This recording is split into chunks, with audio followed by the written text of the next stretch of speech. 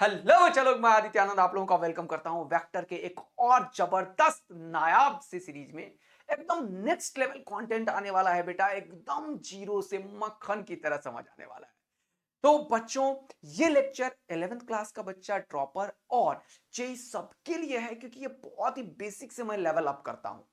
और मैंने एकदम मिशन बनाया है कि इंडिया के हर एक बच्चे को फिजिक्स का डर खत्म कराया जाए और 180 आउट ऑफ 180 जेई नीट सब जगह जाया जाए। तो मेरा नाम है आदित्य आनंद और मेरा एक्सपीरियंस है 10 साल का टीचिंग में। मेडिकल और इंजीनियरिंग में बहुत सारे को हमने भेजा है और अब बारी आप लोगों की है, तो ठान लीजिए, लग जाइए। चलिए शुरू करते हैं। मेरा वेक्टर का सेकंड लेक्चर है। अगर कोई फर्स्ट टाइम देख रहे हैं और आपको जरा सा भी दिक्कत आएगा तो इसका लेक्चर का फर्स्ट लेक्चर आप देख लीजिए। आपको बेसिक मैथ्स का भी लेक्चर देखना है तो मॉर्निंग में 8:30 बेसिक मैथ्स आता है और इवनिंग में 8:30 ये वेक्टर के बाद अपन 12 स्टार्ट करेंगे पूरा का पूरा। तो ये नायाब सीरीज में हम पूरा का पूरा 11-12 को कंप्लीट करेंगे और बिल्कुल to the point and relevant content देंगे जो नीट और जेई के बच्चों को बहुत ही यूजफुल है। फिलहाल मैं फोकस्ड हूं नीट के लिए, 180 के लिए। चलिए शुरू करते हैं और देखते हैं। तो बच्चों, इसका लेक्चर नोट्स और डीपीपी टेलीग्राम ग्रुप पे मिलना शुरू हो जाएगा आप लोगों को। Aditya Anand physics Telegram and WhatsApp group है, वहां भी आप लोग जुड़िए और हाँ, सबको शेयर करते रहिए। चलिए आइए। तो आज क्या है सर? आज वेक्टर बेसिक 2 है। बेसिक 2 में आज क्या क्या पढ़ेंगे जरा उसकी बात कर लेते हैं। आज पढ़ेंगे angle between vectors. Angle between vectors ये क्या है सर? बहुत ही इंपॉर्टेंट चीज है। बच्चों को थोड़ा सा समझने में दिक्कत आती है। जब आप एंगल बिटवीन वेक्टर समझ लेते हैं तो इसके बाद का जो कहानी है, जैसे addition and subtraction of vector, तो थोड़ा सा little bit confusion and twisting आएगा, तो वो भी अपन समझेंगे मजे में। तो जल्दी से पेन कॉपी निकाल के बैठो, एकदम कहानी की तरह मुझे मत समझो, क्योंकि मैं यहां सिखाने आया हूं तुम्हें। तुम्हें सिखाने में मेरा इंटरेस्ट है बेटा। और अगर तुम्हारे दिमाग में सब चीज सेट हो गया और तुमने पेन चला के उसका आंसर और प्रैक्टिस किया, तो आई गारंटी कि नीट का हर एक क्वेश्चन यहीं से आएगा, जेईई का हर एक क्वेश्चन यहीं से आएगा। मेरा लेवल इतना ऊपर जाएगा। एकदम relevant NCERT to the point बात अपन करने वाले हैं। चलिए आइए बात को देखते हैं आगे। खूब सारे प्रैक्टिस भी करेंगे। तो एंगल बिटवीन वेक्टर्स हो जाएगा अपना सर। ओके, इसके बाद अपन क्या पढ़ेंगे? आज पढ़ेंगे रेक्टेंगुलर कंपोनेंट। रेक्टेंगुलर कंपोनेंट क्या होता है इसके बारे में डिटेल बात करेंगे जब पढ़ने लगेंगे, ठीक है सर। और क्या बात करेंगे सर? अगर रेक्टेंगुलर कंपोनेंट पढ़ेंगे तो हम देखेंगे किसी वेक्टर को कैसे ब्रेक किया जाता है दो पार्ट में, उसी का नाम है कंपोनेंट्स। तो उसको अपन रेक्टेंगुलर कंपोनेंट्स भी बोलते हैं और रिजोल्यूशन ऑफ वेक्टर्स भी बोलते हैं। तो रिजोल्यूशन ऑफ वेक्टर मैंने ही लिखा यहां पे। और क्या पढ़ेंगे सर? फिर पढ़ेंगे एक बहुत ही इंपॉर्टेंट चीज, यूनिट वेक्टर। आज टाइप्स ऑफ वेक्टर मैं एक पेज में लिख के लाने वाला था, लेकिन मैंने सोचा कि नहीं, पहले टॉपिक चीज थोड़ा पढ़ाया जाए, फिर एक दिन में मैं सारे टाइप्स ऑफ वेक्टर भी पढ़ाऊंगा तुम्हें। ठीक है, बिल्कुल। चलिए शुरू करते हैं बिना देरी के।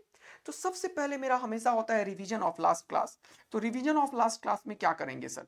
कल हमने पढ़ा था क्या कि कोई भी वेक्टर को रिप्रेजेंट करने के लिए हमारे पास यूनिट वेक्टर है। एक ऐसा वेक्टर जिसका मैग्नीट्यूड 1 होता है। ओके, इसके बारे में आज डिटेल बात करेंगे। तो हमने ऐसा एक स्टैंडर्ड वेल डिफाइंड बना दिया है कि एक्स में अगर कोई चीज रिप्रेजेंट होगा तो आई के ऊपर ये टोपा लगाएंगे। समझ ली कि नहीं बेटवा? समझ में आई गलवा कि नहीं खे गलवा? आगलवा। तो आई के ऊपर कैप लगाएंगे, इसको बोलते हैं आई कैप। जे के ऊपर कैप वाई डायरेक्शन में, एंड ये जेड डायरेक्शन में के ऊपर कैप।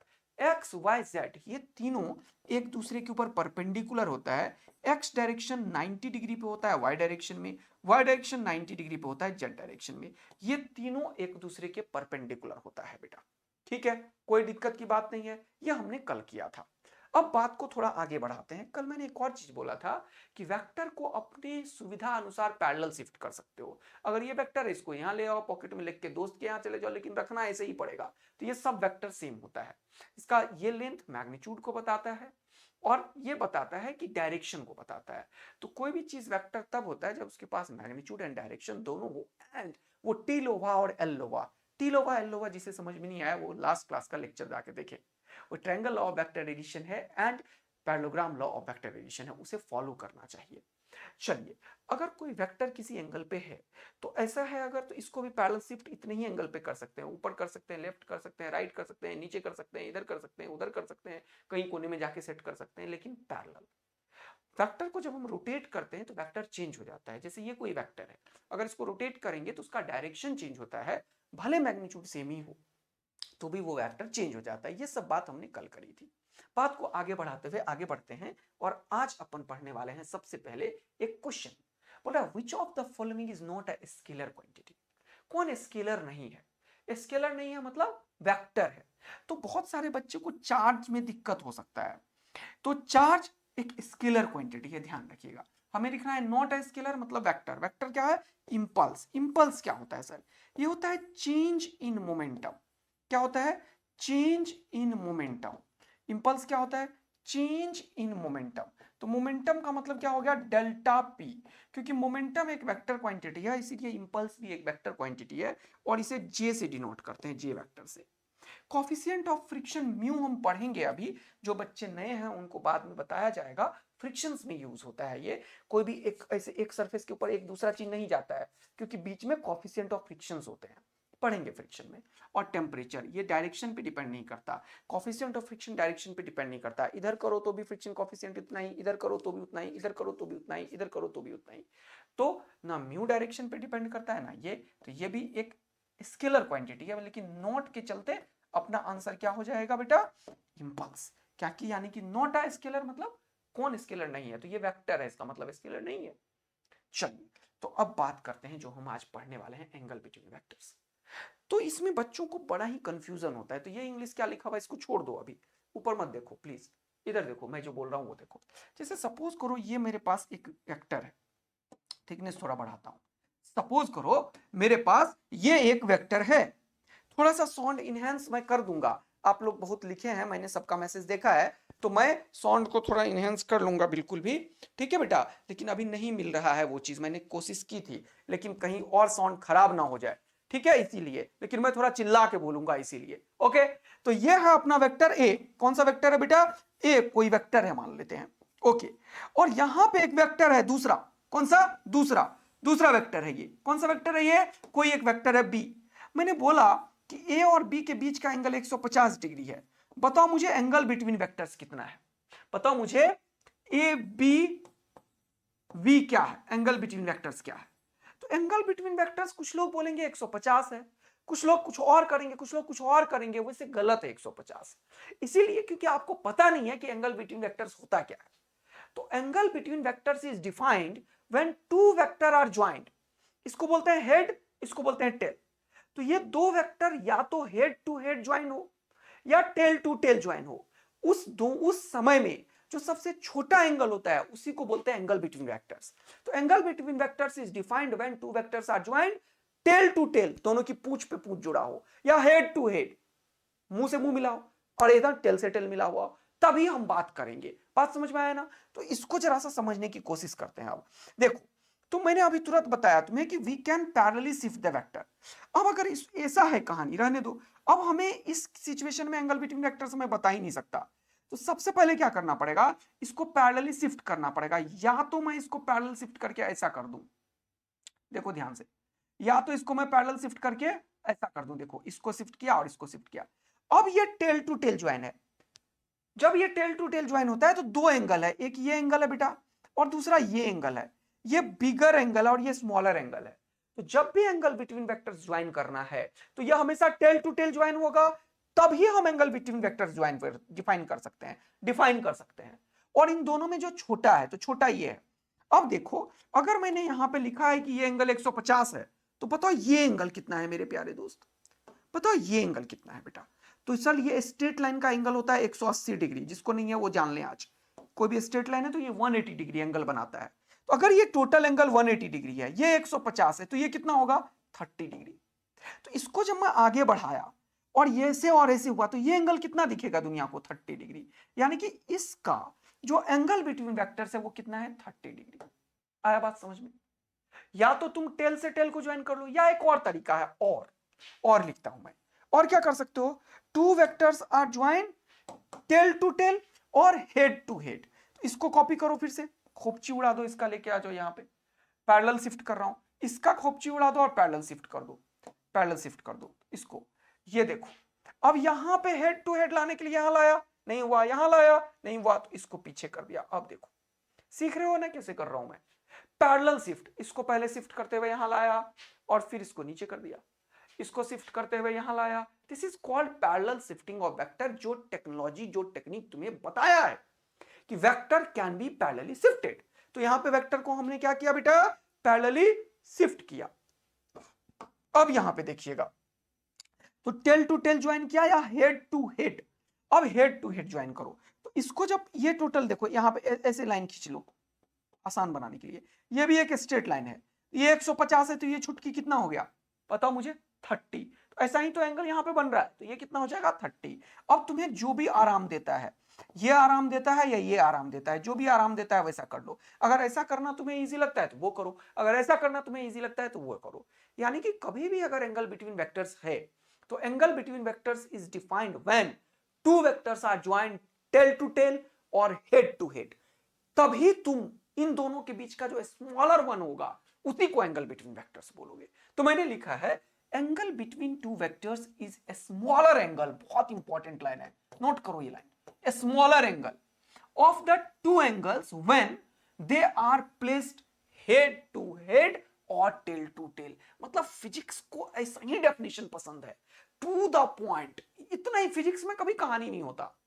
मैं एक चीज को बार बार बोलता हूं जिससे कि तुम्हारे अंदर कॉन्सेप्ट सेट हो पाए, और बहुत सारे बच्चे बहुत ही बेसिक से पढ़ेंगे फिजिक्स तो एंजॉय करेंगे। जिनको आता है वो पैनिक मत होए, आप आराम से कूल होकर रखें। जरूर कुछ नया चीज मैं सिखाऊंगा हमेशा, लेकिन अभी फिजिक्स आने वाला 180 वाला, तो एकदम खुश हो जाइए।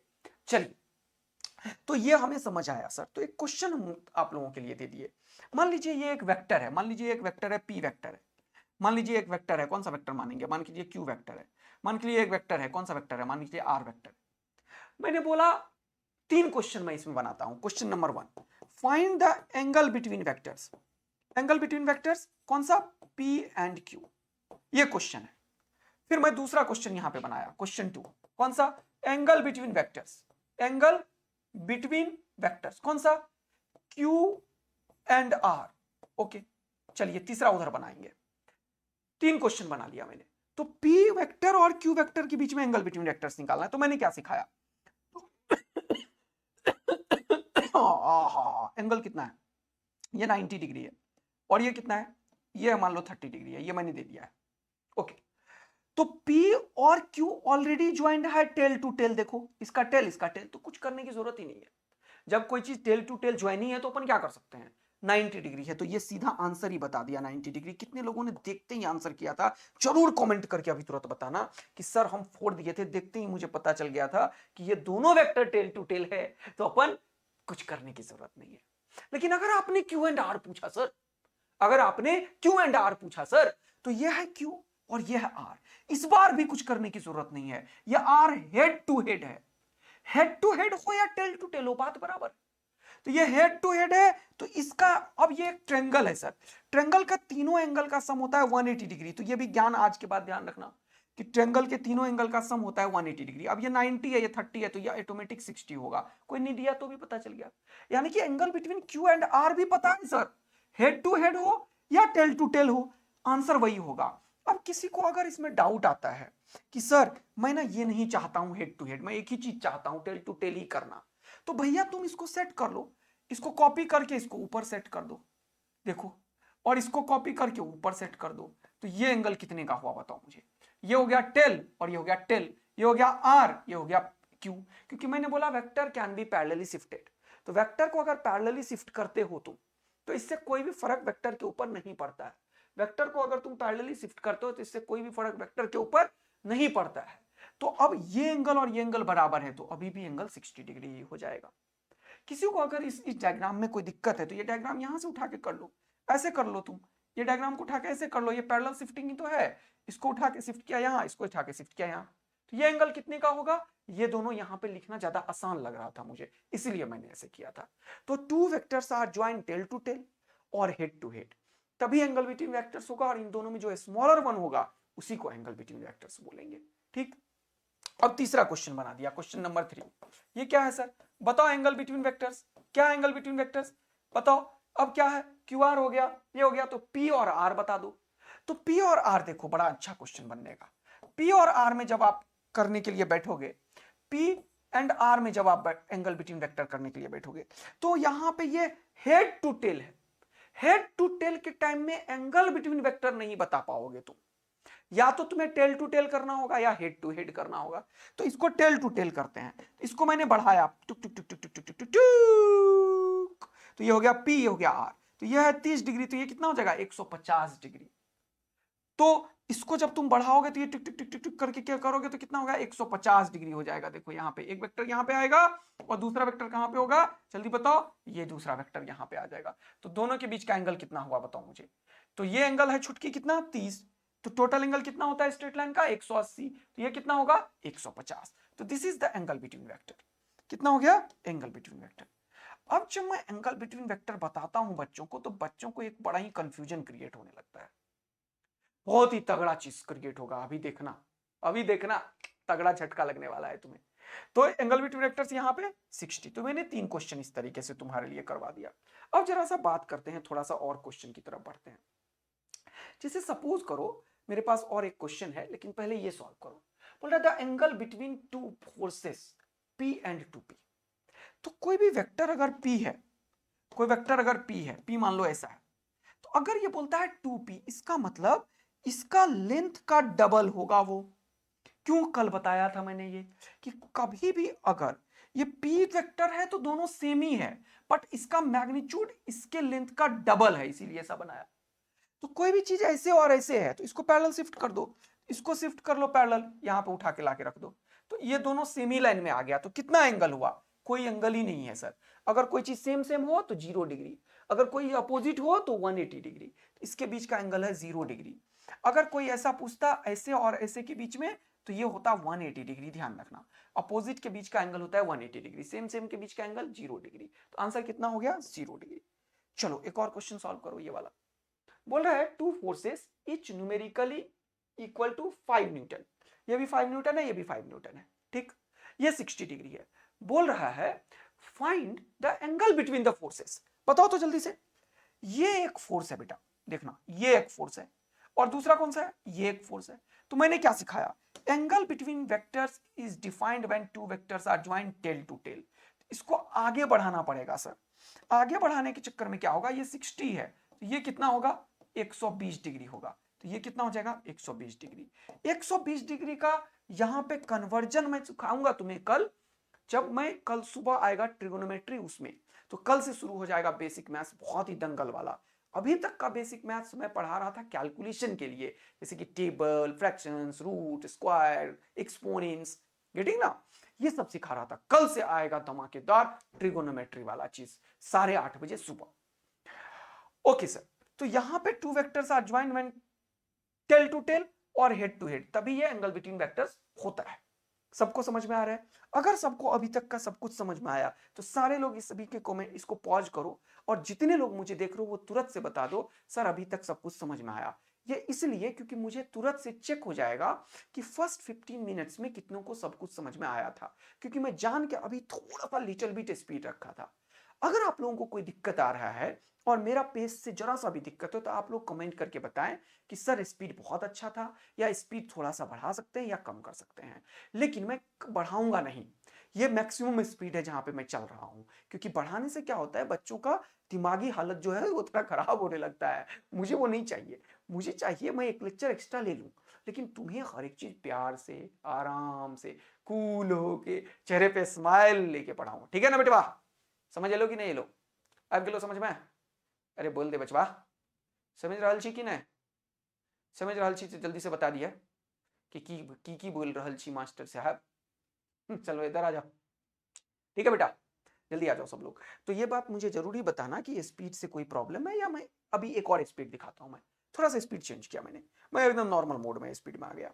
चलो नॉर्मल मोड के स्पीड पे एक क्वेश्चन सॉल्व करता हूं। जैसे ये क्वेश्चन है बेटा, ये क्वेश्चन है angle between A and B is पाई/3। पाई एक रेडियन का, ये मैं कन्वर्जन कल बताऊंगा। पाई रेडियन का मतलब होता है 180 डिग्री, तो ये ध्यान रखना, अभी मैं कल पढ़ाऊंगा ये सुबह 8:30 बजे। तो पाई/3 का मतलब होगा 180/3 यानी कि 60 डिग्री, इतना याद रखना। तो कोई एक वेक्टर है बी, अब कोई वेक्टर है क्या, जल्दी बताओ, -2b कैप। अब भैया ये माइनस का क्या मतलब है, इसके लिए एक नॉलेज की जरूरत है जो पहले बता देता हूं। मैं सारा चीज बताऊंगा लेकिन एक इंपॉर्टेंट चीज आ गया अभी, तो पढ़ लो। क्या sir? Negative of a vector, negative of a vector का क्या मतलब है? जैसे सपोज करो कि हमारे पास एक वेक्टर है ए, मान लो हमारे पास ये वेक्टर है ए। अगर ये वेक्टर इस तरीके से इंडिकेट हुआ ए, और अगर मैं बोलूं कि मैं माइनस ए में इंटरेस्टेड हूं, तो क्या तुमने इसके मैग्नीट्यूड को चेंज किया? मैग्नीट्यूड का मतलब होता है न्यूमेरिकल वैल्यू, मतलब length of the vector. Magnitude का मतलब न्यूमेरिकल वैल्यू, मतलब लेंथ ऑफ द वेक्टर। तो यहां पे जब आप देखोगे बेटा, तो इसका लेंथ इतना है, क्या मैंने उसे चेंज किया? नहीं। ये माइनस का मतलब होता है ये जिस डायरेक्शन में था वो पलटी मार दिया है 180 डिग्री से। तो निगेटिव का मतलब होता है जो भी वेक्टर तुम्हारे पास है, ये वेक्टर 180 डिग्री चेंज हुआ है, यानी कि अब ये वेक्टर ऐसे हो गया है। This is called negative of vector. क्योंकि वेक्टर की पैरेलल शिफ्टिंग मैंने बताया है, तो ये भी सही है, या इसको इधर कर दो वो भी सही है, या इसको इधर लिख दो वो भी सही है। ये सब एक निगेटिव ऑफ वेक्टर को इंडिकेट करता है। यानी कि अगर कभी भी कोई वेक्टर है और उसके आगे माइनस लगता है, तो सिर्फ उसका डायरेक्शन चेंज हो जाता है। अब एक यहाँ पे कहानी क्या है, जैसे सपोज करो कि मैंने तुम्हें बोला कि टेक अनदर एग्जांपल। ओके, मान लो एक और एग्जांपल लिया, मान लो कोई भी वेक्टर है ए, ये वेक्टर है मान लो ऐसा, ए वेक्टर ऐसा है, या जान के मैंने ए वेक्टर को इधर किया मान लो। और अब अगर मैं बोलूं कि मुझे -3a वेक्टर चाहिए, तो इसका जो भी डायरेक्शन है वो पलटी मारेगा पहली बात तो पलटी मरवा दो, इसको कॉपी करके लाओ और इसको क्या करो, पलटी मरवा दो। लेकिन अब एक प्रॉब्लम हुआ, मैंने इस वेक्टर के लेंथ को इसके लेंथ का कितना कर दिया, यहां पे 1 है छुपा हुआ, अब इसको 3 टाइम्स कर दिया। इसको बोलते हैं स्केलर मल्टीप्लीकेशन। जैसे किसी नंबर से मल्टीप्लाई करते हैं, तो कहने का मतलब वो जो लेंथ है वेक्टर का वो मैग्नीट्यूड को बताता है। मैग्नीट्यूड मतलब न्यूमेरिकल वैल्यू, मैग्नीट्यूड मतलब न्यूमेरिकल वैल्यू। तो वो जो लेंथ है वो अब एक नहीं रहा, 1 2 3 हो गया, तो लेंथ को बढ़ाना पड़ेगा हमें। पहली बात तो इसको मैंने टर्न क्यों किया, पहले ये समझो, क्योंकि मैंने इसमें माइनस डाला है। अब क्या हुआ, अब इसके मैग्नीट्यूड को 3 टाइम्स कर दिया, तो अब इसको क्या करना पड़ेगा, ये 1 है, अगला बढ़ाओ, ये 2 हो गया, ये 3 हो गया, तो इसके बराबर बराबर का 1 2 थोड़ा सा और बढ़ाओ 3, ताकि फील भी आए तुम्हें एग्जैक्ट मैंने 3 टाइम्स किया है। तो ये क्या हो गया, अगर ए वेक्टर इधर की तरफ है पॉजिटिव, तो इसका अपोजिट करना पड़ेगा। ये जरूरी नहीं है इधर पॉजिटिव है इधर पॉजिटिव है, कहीं भी कुछ भी हो सकता है, क्वेश्चन वालों पे डिपेंड करेगा। लेकिन इंपॉर्टेंट है कि अगर कोई वेक्टर ए है और तुम -a करना चाहते हो, तो इसको 180 डिग्री टर्न करो। तो निगेटिव ऑफ वेक्टर का मतलब होता है टर्न, टर्न नहीं, rotate, rotate, rotate, rotate the vector by 180 degree. तो किसी भी वेक्टर को 180 डिग्री रोटेट करने से क्या हो जाता है, वो निगेटिव ऑफ द वेक्टर हो जाता है। समझ आ गया ना? तो ऐसे था, इसको 180 डिग्री रोटेट कर दिया, मैं जा रहा था इधर, अब जाने लगा इधर, 180 डिग्री निगेटिव हो गया मैं। अगर मैं जा रहा था इधर और मैं हो गया इधर, तो अब हो गया मैं 180 डिग्री। तो निगेटिव का मतलब जो पहले था उसको तुम चेंज करो। अब क्योंकि मैंने इसका नाम ए दे दिया था, तो मुझे मजा नहीं आ रहा है इसको ए लिखने में। क्यों? क्योंकि ए से कंफ्यूजन क्रिएट हो रहा है। तो मान लो कोई बी वेक्टर है जो इधर की तरफ था, तो ये हो जाएगा -3b वेक्टर। बोलो मजा आया? क्या तुम निगेटिव ऑफ वेक्टर को समझ लिया? तो जल्दी से ऊपर आते हैं। अब जरा पॉज करके इस क्वेश्चन को सॉल्व करो 1 सेकेंड के लिए, फटाफट से। क्वेश्चन बोल क्या रहा था उसको ध्यान से समझ के करना। क्वेश्चन बोल रहा है कि if angle between A and B is π/3, यानी कि हमारे पास दो वेक्टर है, एक ए वेक्टर है, ओके, और दूसरा बी वेक्टर है। अब मैंने अभी तुरंत बताया टू वेक्टर्स के बीच का एंगल का मतलब क्या होता है कि दोनों टेल टू टेल हो, ये सबसे बेस्ट चीज है। π/3 का मतलब ही होता है 60 डिग्री। ये मान लो ए है और ये मान लो बी है। अब क्वेश्चन वालों ने क्या किया, बोला कि then angle between A and 2b, A तो यही है, देख लो 2b के आगे इसने माइनस लगाया, तो पहले माइनस लगाने के चलते इसको पलटी मारूंगा मैं। चलो इसको पलटी मारा मैं, इसको साइड किया, इसको पलटी मारा, और पलटी मारने के बाद क्या करूंगा मैं, जल्दी देखो, ये पलटी मार दिया मैं, देख रहे हो, मजा आ रहा है तुम्हें? ये -b हो चुका है, लेकिन -b में 2 लगा हुआ है, मतलब इसके मैग्नीट्यूड को भी मुझे बढ़ाना पड़ेगा। कितना? 2 बार। तो ये होगा 1 और 2। अब इसका कलर भी मैं चेंज कर देता हूं ताकि तुम्हें फील आए कि ये वेक्टर और ये वेक्टर अलग अलग वेक्टर है, सेम वेक्टर नहीं रहा। क्योंकि एक तो इसका डायरेक्शन अलग हो गया, इसका मैग्नीट्यूड भी अलग हो गया। इस वेक्टर का -2b वेक्टर है, ये वेक्टर बिल्कुल अलग एक नया वेक्टर बन गया। तो 180 डिग्री टर्न किया तो -b बना, और 2 टाइम्स बढ़ा दिया तो -2 भी बढ़ा। यह है actual feel of the vector. मजा आ रहा है ना तुम्हें? अब मैंने बोला कि अब मुझे चाहिए ए और बी के बीच का, तो ए और बी के बीच का एंगल बिटवीन वेक्टर्स तभी होगा जब टेल टू टेल होगा। यही तो है टेल टू टेल। तो ये टोटल स्ट्रेट लाइन है, ये 60 है, तो ये कितना होगा 120 डिग्री, क्योंकि 180 में से 60 को घटाया, तो ये कितना होगा 120 डिग्री। और 120 डिग्री को तुम रेडियन में कन्वर्ट करो तो होता क्या है, 180 डिग्री जो होता है वो पाई रेडियन के बराबर होता है, कल सुबह बताऊंगा।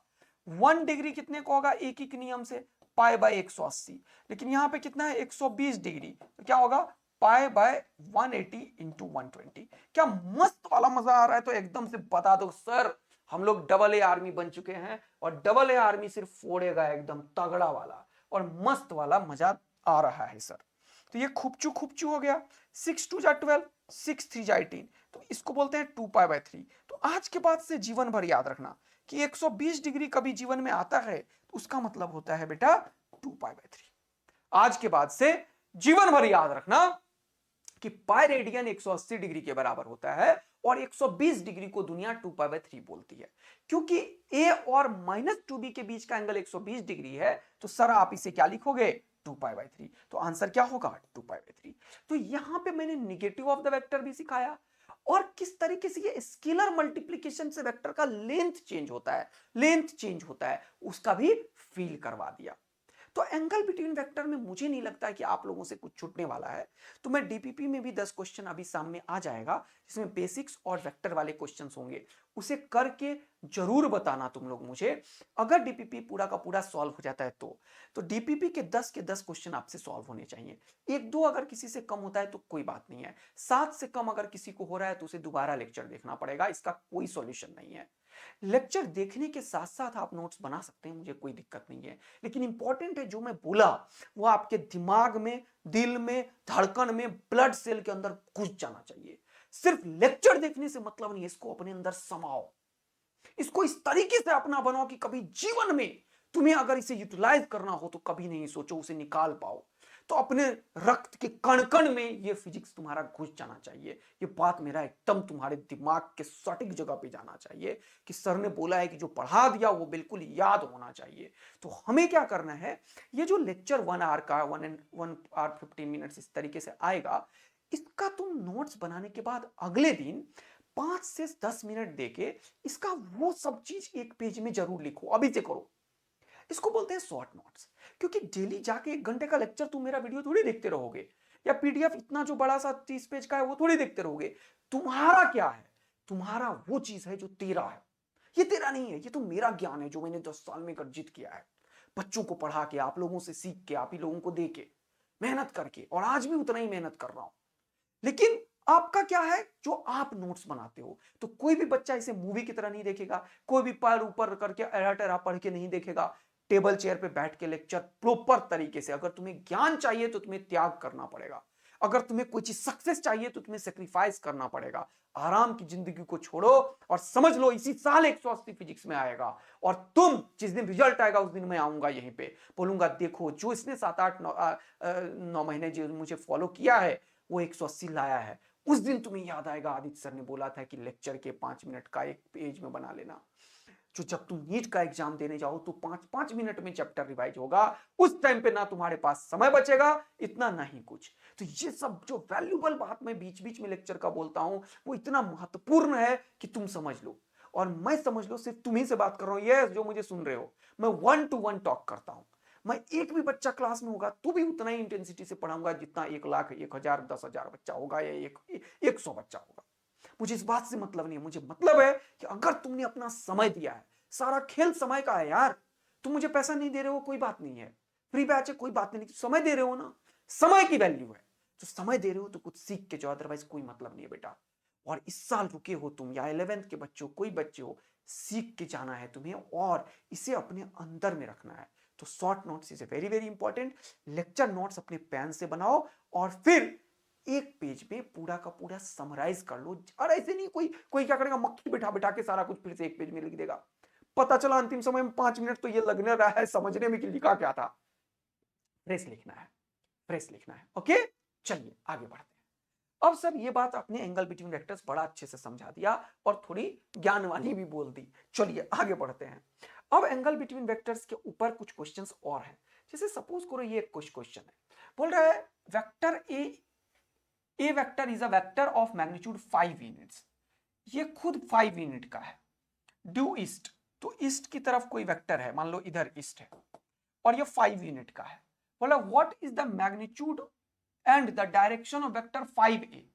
अब सुनना ध्यान से, a ऑलरेडी 5 का है तो ये 5 का है, मान लो 1 2 3 4 5 ऐसे मान लो। तो 5 का मतलब हुआ इसका 5 गुना हो जाएगा वो, और माइनस का मतलब हुआ पीछे हो जाएगा। तो कहने का मतलब -5 वेक्टर हो जाएगा इसका 5 टाइम्स और पीछे। क्यों? क्योंकि ये अगर ए वेक्टर है जो कि ऑलरेडी 5 यूनिट का है, मतलब इसका मैग्नीट्यूड जो है न्यूमेरिकल वैल्यू वो 5 है, इसका ये मतलब है। इसको मैग्नीट्यूड बोलते हैं। ये जो बक्सा में भर दिया इसको क्या बोलते हैं, अभी पढ़ाने वाला हूं, मैग्नीट्यूड। क्या बोलते हैं? मैग्नीट्यूड। मैग्नीट्यूड किसे बताता है? मैंने बताया था, magnitude is proportional to length of the vector. तो मैग्नीट्यूड क्या है? इस लेंथ के बराबर है बेटा। ठीक है, बिल्कुल। तो अगर मैं किसी वेक्टर के ऊपर ऐसे ऐसे कर देता हूं तो ये इसके मैग्नीट्यूड को बताता है, मतलब इसके न्यूमेरिकल वैल्यू को बताता है। तो ये कितना ताकतवर है? ये 5 ताकत का है। डायरेक्शन किधर है? इधर है। डायरेक्शन मतलब दिशा। तो बोल रहा है -5 है, तो -5 है इसका 5 टाइम्स होगा, मतलब इसका यूनिट हो जाएगा मैग्नीट्यूड 25 का। आया समझ में? और डायरेक्शन इसका पलटी, तो ईस्ट है तो इसका डायरेक्शन वेस्ट हो जाएगा। तो बोल रहा है 25 यूनिट ड्यू वेस्ट, एकदम सही लाइन है। 25 यूनिट ड्यू ईस्ट भी है लेकिन ये नहीं होगा, 5 का तो हो ही नहीं सकता। तो ये सब चीज बहुत इंपॉर्टेंट है जो बताए जा रहा हूं मैं। अब angle between vectors I hope आप लोग बहुत अच्छे से समझ गए होंगे, और इसके ऊपर 3-4 क्वेश्चन मैं आपको दूंगा और मैं प्रैक्टिस सेशन भी लाऊंगा आप लोगों के लिए, जहां पे खूब सारे क्वेश्चंस आप लोग कर पाएंगे एंगल बिटवीन वेक्टर्स का। ठीक है ना? तो चैप्टर खत्म होने के बाद एक प्रैक्टिस सेशन भी होगा जिसमें क्वेश्चन क्वेश्चन क्वेश्चन क्वेश्चन करेंगे, सब करेंगे। मैंने क्या बोला? इंडिया के कितना भी पैसा देके ये कंटेंट तुम नहीं ले सकते हो जो मैं तुम्हें दे रहा हूं। तो इसकी वैल्यू समझना बेटा, ये फ्री नहीं है, ये सेक्रीफाइस है मेरा पूरा साल का। समझ गए ना? मेरे पास भी 1.5 सीआर का जॉब का ऑफर है, लेकिन उसे छोड़ के, यस 1.5 सीआर, सब कुछ मैं ये कर रहा हूं सिर्फ इसलिए कि भारतवर्ष के हर एक बच्चों तक ये कंटेंट जा पाए। तो इसकी वैल्यू बहुत ज्यादा है बेटा। आप ये मत समझना सर फ्री में पढ़ा रहे हैं, बहुत वैल्यू है इसका, और वो सेक्रीफाइस आप लोगों के रिजल्ट में कन्वर्ट होगा। तो please understand it very seriously, don't take it lightly. चलिए आगे बढ़ते हैं बेटा। और ये कंटेंट इंडिया के किसी भी ऑफलाइन या ऑनलाइन के सुपरस्टार टीचर जो अपने आप को बोलते हैं उससे बेटर यहां पे मिलेगा, और उससे बेस्ट यहां पे होगा, और बेहतर understanding and concept and practice सब कुछ होगा। लेकिन आप अपने आप को डेडिकेट करो, सेक्रीफाइस करो। आप भी कि सर ने 8:30 लेक्चर दिया है तो मैं बैठ के उसका देखूंगी या देखूंगा, और एक एक चीज जो बोल रहा है वो फॉलो करूंगा। आई गारंटी कि तुम मुझे समय दो, मैं तुम्हें 180 दूंगा, इसमें कोई दो राय नहीं है बेटा। इधर आइए, रेक्टेंगुलर कंपोनेंट इन 2 डायमेंशंस की बात करते हैं। अब जब भी मैं बात करता हूं रेक्टेंगुलर कंपोनेंट, इसका क्या मतलब है? रेक्टेंगुलर कंपोनेंट का मतलब होता है कि कंपोनेंट का क्या मतलब होता है?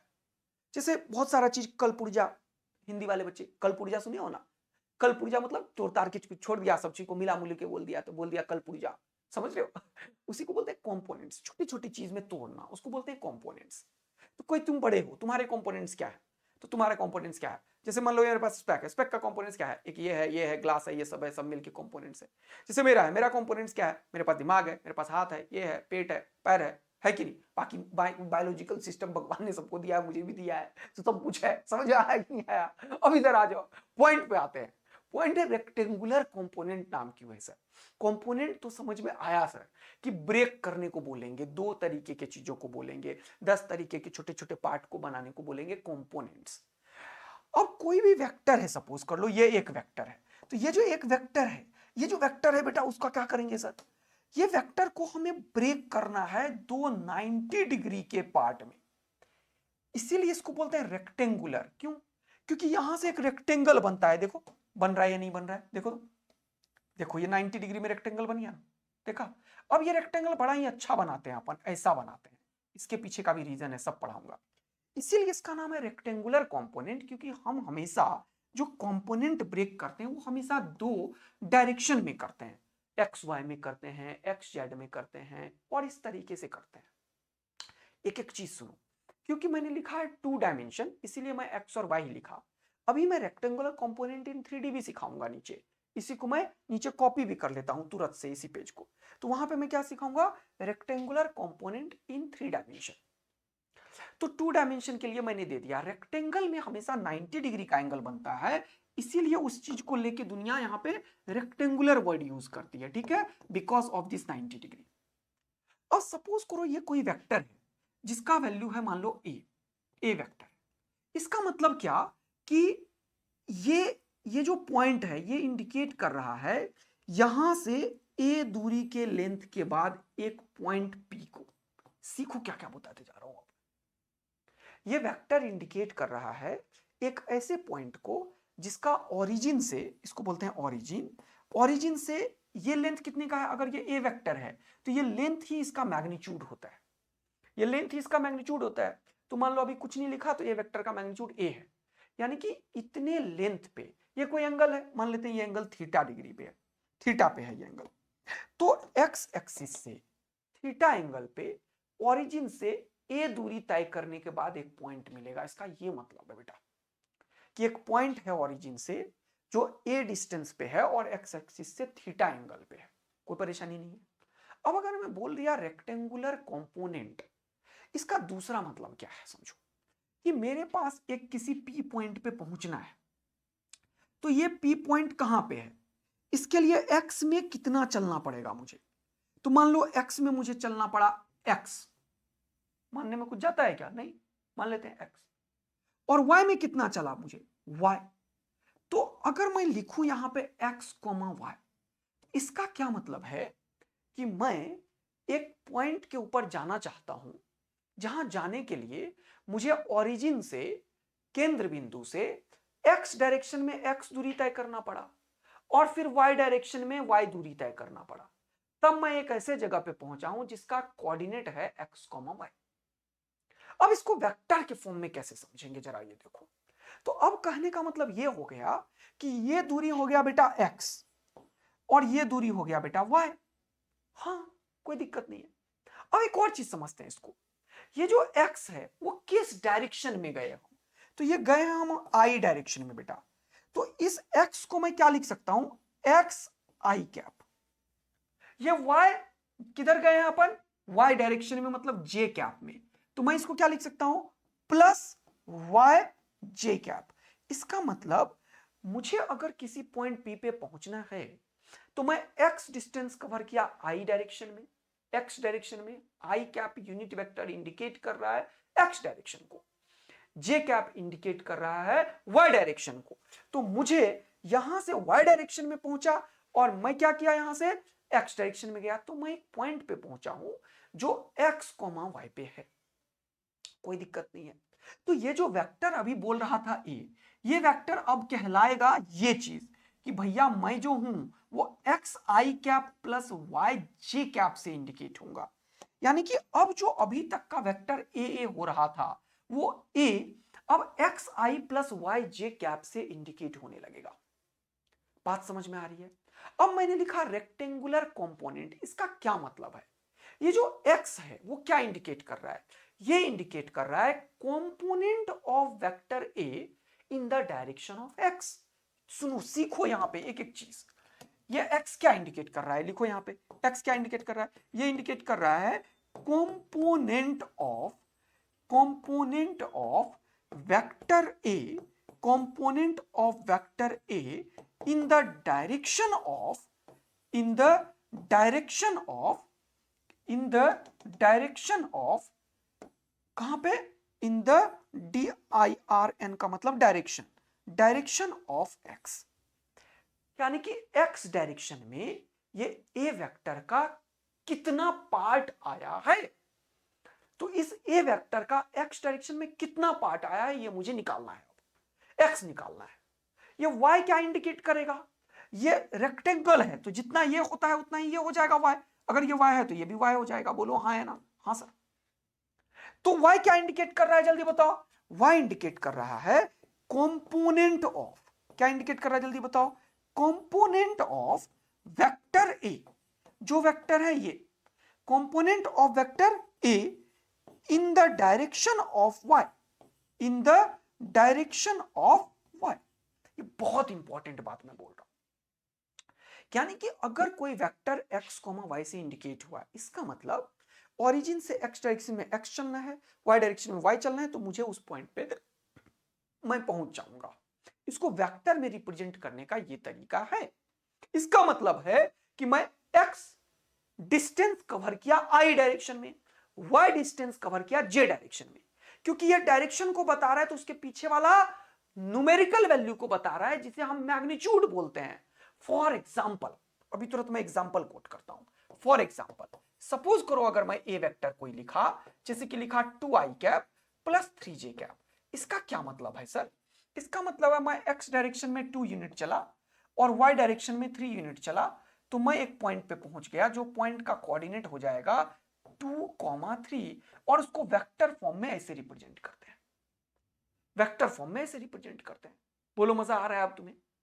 अगर मैं इसी चीज को कुछ और लिखना चाहूं, मैं लिखना चाहूं यहां पे कि मेरे पास एक वेक्टर है, for example take another example, मेरे पास एक वेक्टर है b जो इंडिकेट होगा -2i कैप -3j कैप।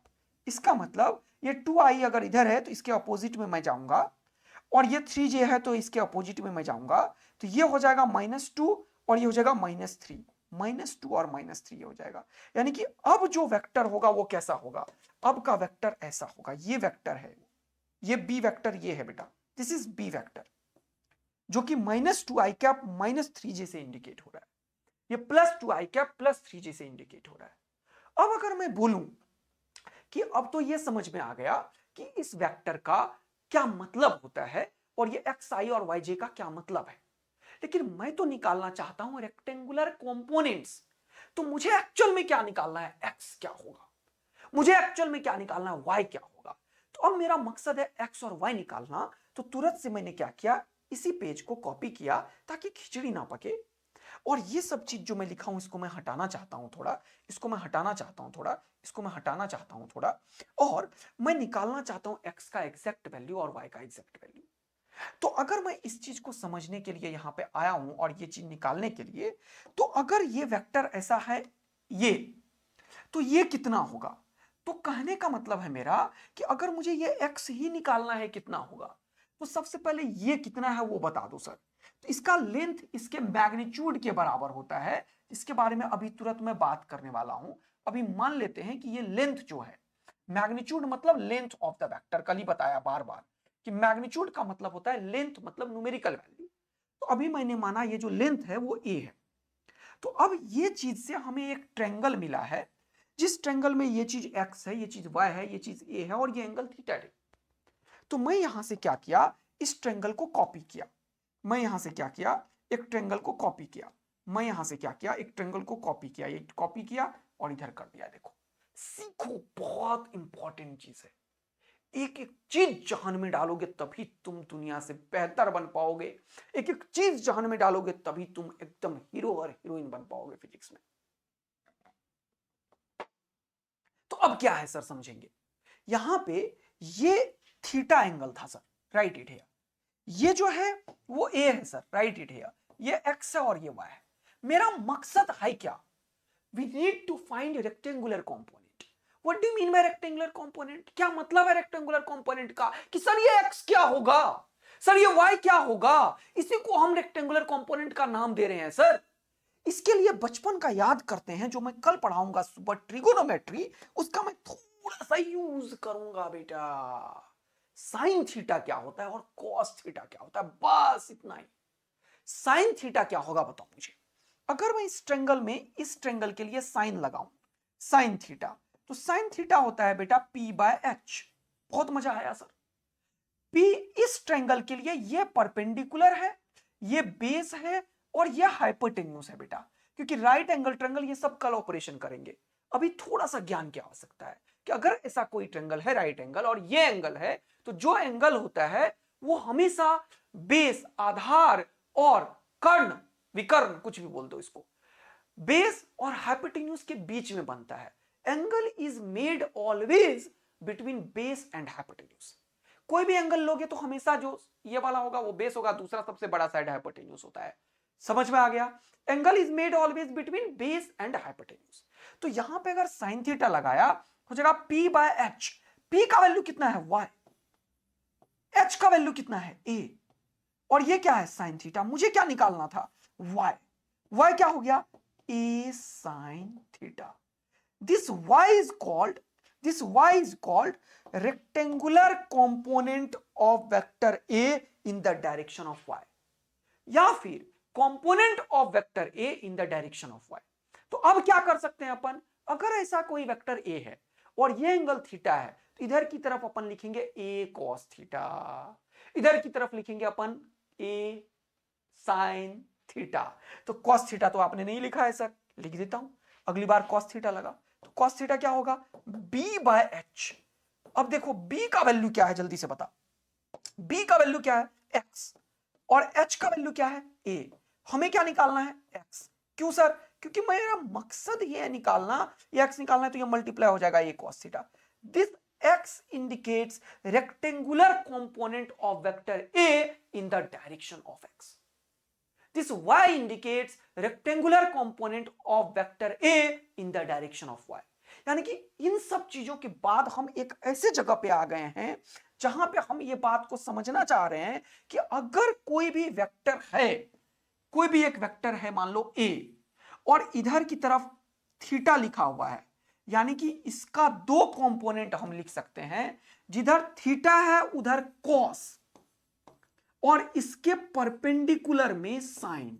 ये तुम्हें समझ आया तो जल्दी से बता दो। मस्त मजा आ रहा है सर, और हम डबल ए आर्मी का तगड़ा एकदम पाथ पे चल चुके हैं जहां पे सिलेक्शन की गारंटी है, क्योंकि हम सीख रहे हैं।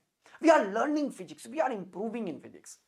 तो हम वो डेप्थ को महसूस कर रहे हैं फिजिक्स का, और हम ये सब चीज अपने ब्लड सेल के अंदर घुसाएंगे सर। हम प्रॉपर नोट्स बनाएंगे सर, और हम इन सब चीजों को जो आपने बोला कि एक दिन के बाद बनाया करो 5 मिनट वाला नोट्स, ये सब चीज करेंगे, तब मैं गारंटी दे रहा हूं कि 180 आएगा ही आएगा। कोई क्वेश्चन नहीं बनेगा जो मेरे प्रैक्टिस टीपीपी और टेस्ट जो यहां पढ़ा दिया उसके बियॉन्ड आ जाए भैया।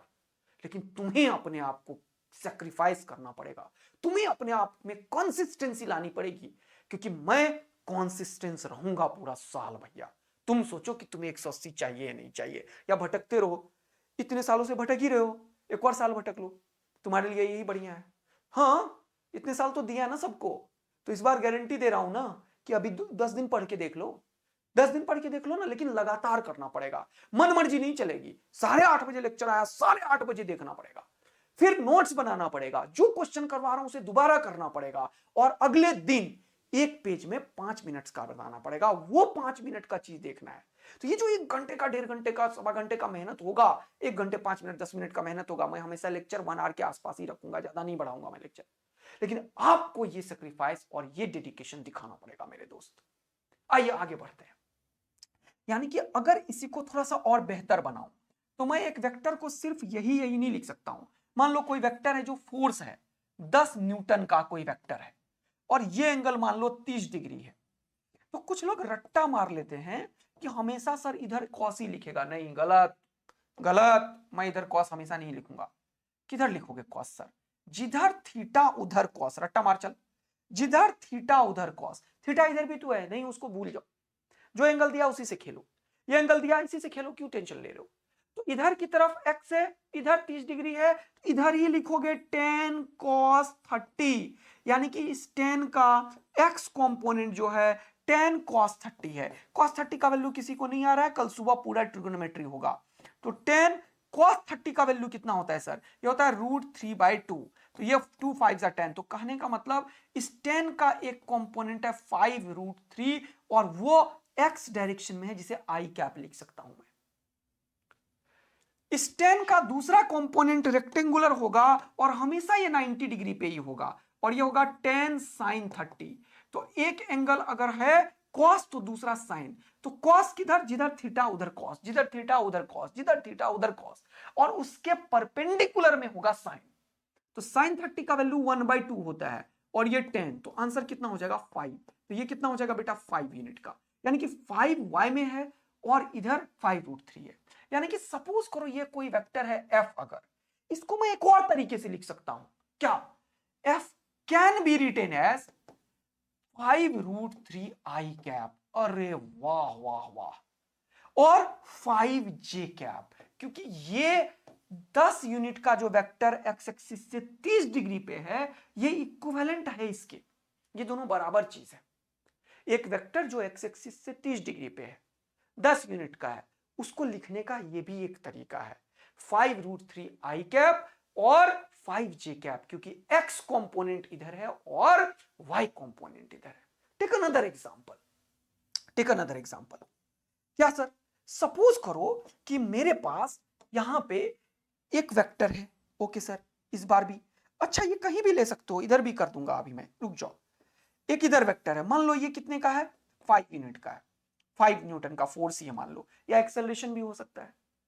अब मुझे क्या करना है, इसको ब्रेक करना है दो रेक्टेंगुलर कंपोनेंट में, इसको ब्रेक करना है मुझे दो रेक्टेंगुलर कंपोनेंट में, एक्स में और वाई में। मान लो मुझे क्या इंडिकेट करना है, एक्स में और वाई में। अब ये एंगल किसी ने दे दिया 60 डिग्री, तो तुम क्या करोगे बताओ मुझे। तुम करोगे 5 का ये वाला कंपोनेंट, तो जिधर थीटा उधर कॉस, तो इस बार इधर लिखना है 5 cos 60, बहुत इंपॉर्टेंट इंफॉर्मेशन। और जिधर थीटा उधर कॉस, इस बार इधर थीटा था तो इधर कॉस, इस बार इधर थीटा है, इसलिए ये याद नहीं रखना है कि हॉरिजॉन्टल में कॉस होता है, गलत। जिधर एंगल दिया हुआ होता है उधर कॉस होता है, और कॉस के बाद जो 90 डिग्री पे होगा परपेंडिकुलर, उधर साइन होता है। तो 5 cos 60 इधर क्या होगा, 5 sin 60। बोलो बेटा, क्या मजा आया। और किसी को sin 60 cos 60 नहीं आता है तो डरो मत, ये कल सुबह होगा।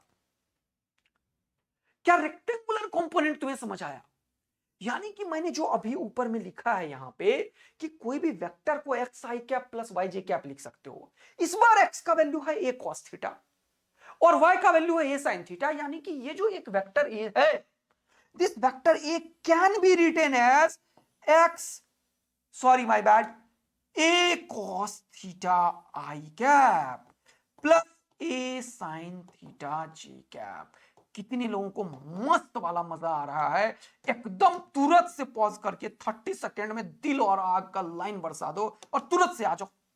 30 सेकंड बहुत होता है, 5 सेकंड में जैसे मजा आ रहा है सर, फिर तुरंत। तो यहां पे ए क्या है बेटा, ए कॉस थीटा आई कैप और A sine theta J cap, यानी कि ये एक वेक्टर को ऐसे भी लिखा जा सकता है। एक्स और वाई का वैल्यू मैंने कंपोनेंट ब्रेक करके निकाला, इसको बोलते हैं ब्रेकिंग ऑफ द कंपोनेंट, या फिर इसे बोलते हैं रिजोल्यूशन ऑफ द वेक्टर, इसे बोलते हैं रेक्टेंगुलर कंपोनेंट, इसका कुछ भी नाम दिया जा सकता है। एकदम मजा आ रहा है और बिल्कुल मेरे साथ तुम्हारी एनर्जी सिंक हो रही है, तो एक चीज जल्दी से बता दो बेटा। क्या सर, अब ये जो खेल मैं खेल रहा हूं, ये 2 डायमेंशन में खेल रहा हूं बेटा। अभी तक बार बार मैंने तुम्हें बोला कि हम मैग्नीट्यूड निकाल सकते हैं इसका। मैग्नीट्यूड का मतलब मैंने बोला हम लेंथ निकाल सकते हैं। तो क्या ये लेंथ तुम निकाल सकते हो बेटा? हाँ सर, चलो निकाल के दिखाओ तुम। तो मैंने तुरंत से इसी पेज को कॉपी किया, अरे बाप रे, और तुरंत से मैंने इन सारे झंझट को हटा दिया। इसको हटाया, कॉपी है, डरो मत, कॉपी है।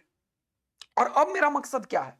मेरा मकसद है कि ये जो वेक्टर है ए, ये जो वेक्टर है ए, जिसमें मैंने कंपोनेंट्स ब्रेक करके ये लिखना भी तुम्हें सिखा दिया है कि x is equal to A sine theta, x is equal to A cos theta और ए साइन थीटा। अब मेरा मकसद है कि मुझे इसका मैग्नीट्यूड निकालना, मतलब एक नया हेडिंग है अब, रेक्टेंगुलर कंपोनेंट ऑफ 2 डायमेंशन। ये तो आ गया, if a vector A is given by X I cap plus Y J cap, then find the magnitude of the vector. मेरा मतलब है निकालना मैग्नीट्यूड ऑफ द वेक्टर, बहुत इंपॉर्टेंट। मैंने बताया magnitude is proportional to length of the vector, यानी कि मेरा मकसद क्या है मेरे प्यारे दोस्त? मेरा मकसद है मेरे प्यारे दोस्त ये लेंथ निकालना। तो फिर से मैं क्या किया, मैं वही काम किया जो अभी तुरंत किया था, ये ट्रायंगल के साथ खेलना शुरू किया। मैं क्या किया जल्दी बताओ? मैं एक ट्रायंगल के साथ खेलना शुरू किया। तो मैं जब ये ट्रेंगल के साथ खेला, इस ट्रेंगल को फिर मैंने साइड कर लिया। अगर मुझे क्या निकालना है, लेंथ, कौन सा लेंथ निकालना है सर आपको, ये वाला लेंथ। तो अब क्या है सर, x का वैल्यू a cos थीटा है, तो इसको क्या लिखूंगा मैं, a cos थीटा। y का वैल्यू क्या है सर, a sin थीटा। अभी कल ही बताया था कि अगर कोई 90 डिग्री का ट्रेंगल है तो ये क्या है बेटा, ये है परपेंडिकुलर, ये क्या है बेटा, ये है बेस, ये क्या है बेटा, ये है हाइपोटेन्यूज। तो यही तो है लेंथ सर। अरे भाई साहब यही तो है, क्या है ये, यही है सर आपका लेंथ। और यही लेंथ को दुनिया क्या बोलती है सर, यही आपका लेंथ सर। और यही लेंथ आपका क्या है, मैग्नीट्यूड। मैग्नीट्यूड मतलब न्यूमेरिकल वैल्यू। यानी कि सर आपका मकसद एक्चुअल में ये निकालना है। तो कभी मैं बोलूं कि किसी भी वेक्टर का मैग्नीट्यूड निकालो, इसका मतलब वो वेक्टर का जो लेंथ है, वो जो टेल से हेड तक की दूरी है वो निकालो। तो वो दूरी निकालने के लिए अब मुझे क्या चाहिए, अब मुझे कुछ मैथमेटिक्स यूज करना पड़ रहा है। इसमें कि बेस पता है, परपेंडिकुलर पता है, ये निकालना है, तो ये निकाल देते हैं, क्या दिक्कत है, कितना होगा। तो ये अगर a cos थीटा है, ये a sin थीटा है, तो ये कितना होगा सर, अभी आपने सिखाया था कि जो h होता है वो होता है root under P square plus B square. Basic का ऐसा धज्जी उड़ा रहा हूं ना मैं कि मजा आ जाएगा तुम्हें। और मैंने बताया अभी तो शुरुआत हुआ है। जो तुम्हें सबसे डिफिकल्ट चैप्टर लगेगा न्यूटन्स लॉ, जो तुम्हें डिफिकल्ट रहेगा रोटेशन, इलेक्ट्रोस्टैटिक्स, मैग्नेटिज्म, सब इतना मक्खन बना दूंगा ना मैं कि मजा आ जाएगा तुम्हें। मुझे सबसे आसान अगर कोई चैप्टर फिजिक्स में लगता है तो वो है रोटेशन। पता नहीं दुनिया को इतना मुश्किल क्यों लगता है बेटा।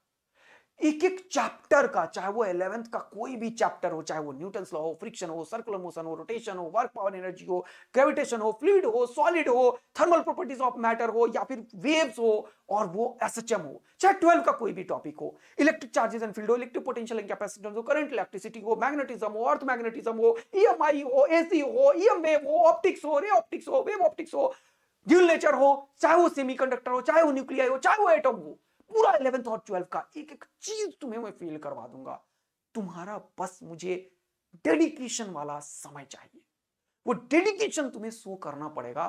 मैं तो सेक्रीफाइस करने को तैयार हूं बेटा, करना पड़ेगा भाई। तब मजा आता है जीवन में, तब मेहनत का रियल फल मिलता है, और तब जो गेम ऑन होता है ना, वो रियल में नाम करता है लोगों का। तो अगर मैंने यहां पे बोला है मेरे प्यारे दोस्त कि ये cos थीटा और ये sin थीटा है, तो क्या होगा सर, तो सर आपको बताना चाहिए हमें कि ये बेस है, तो इस बार लिखो a square cos square theta plus a square sin square theta, क्योंकि दोनों का स्क्वायर ही तो है और इसका रूट। अब a स्क्वायर दोनों में है, कॉमन ले लो, और sin square theta plus cos square theta यहां लिखा हुआ है। अरे 2 + 3 या 3 + 2 बात बराबर है, 5 ही होगा बेटा। तो इसको पहले लिखो या इसको बाद में, कोई फर्क नहीं पड़ता, एडिशन ही है। तो sin square plus cos square theta होता है बेटा 1, और a स्क्वायर इंटू 1 ये हो गया बेटा a, और इसका रूट अगर करोगे तो हो गया a। इसीलिए बार बार तभी से बोल रहा था कि मैग्नीट्यूड ऑफ a को दुनिया a बोलती है। समझ आया कहां से बोलती है, समझ आया, क्योंकि मैग्नीट्यूड का मतलब होता है length of the vector. Magnitude का मतलब होता है लेंथ ऑफ द वेक्टर। यानी कि सर अब आपने ये मुझे समझा दिया कि अगर कोई भी वेक्टर है, अगर कोई भी वेक्टर है X A is equal to X I cap plus Y J cap, और कोई भी दुनिया का आदमी बोलता है भैया इसका मैग्नीट्यूड निकालो, इसका लेंथ निकालो, तो हमें सिंपल सा काम करना है सर। क्या करना है, तुम लोगों के दिमाग में आ गया होगा मेरे ख्याल से, तुम लोगों के दिमाग में आ गया होगा मेरे ख्याल से कि कभी भी अगर मैग्नीट्यूड निकालना है तो आई के कॉफिशिएंट का स्क्वायर करो, वाई जे के कॉफिशिएंट में जो भी है उसका प्लस करके स्क्वायर करो और रूट ले लो। ये बताएगा इस वेक्टर का मैग्नीट्यूड। तो अब मैंने तुम्हें सिखा दिया कि कोई भी वेक्टर अगर ए है तो उसका मैग्नीट्यूड कैसे निकालोगे। तो मैग्नीट्यूड निकालने के लिए रूट अंडर आई के कॉफिशिएंट्स का स्क्वायर करोगे और जे के कॉफिशिएंट्स का स्क्वायर करोगे। मजा आ गया बेटा। अगर मजा आ गया और जबरदस्त, और तुम 10-15 मिनट और मुझे दे सकते हो तो मुझे बताना। वैसे मेरा समय हो गया है, तो मिलेंगे कर एक और धमाकेदार से सेशन में। तब तक के लिए बाय बाय। और अगर ये सेशन बहुत ही यूजफुल है तो भाई इसको शेयर कर दो इंडिया के हर एक बच्चों तक ये पहुंचना चाहिए। मैं नायाब batch free of cost launch किया हूं बच्चों के लिए, और आप लोगों को इसमें पूरा कंप्लीट सेशन मिलेगा, कंप्लीट पैकेज मिलेगा, और बिल्कुल एक 180 आउट ऑफ 180 का कंटेंट मिलेगा। मिलेंगे फिर से कल एक और जबरदस्त सेशन में। 10-15 मिनट में बढ़ा सकता हूं तो जरूर बताइएगा मेरे प्यारे दोस्त। याद रखना, हर एक तक पहुंचाना तुम्हारा काम है, क्योंकि तुम मेरे हो brand ambassador. Thank you so much इतना प्यार बनाने के लिए। धन्यवाद आपका।